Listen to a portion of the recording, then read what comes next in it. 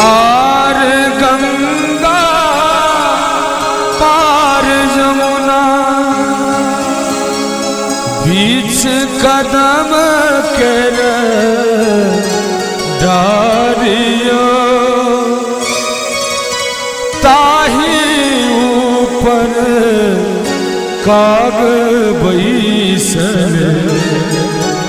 विरह बोल सुनावे हे ताही ऊपर काग बैसल विरह बोल सुनावे सासु है दुख कहब ककरा पुत्र वहाँ के परदेश है पिया बिना मोरा जिया न लागे धर्म बिरहिन भेष हे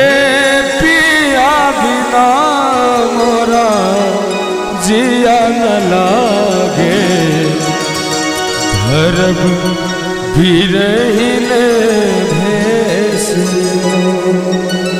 हे ताही ऊपर काग बैसल विरह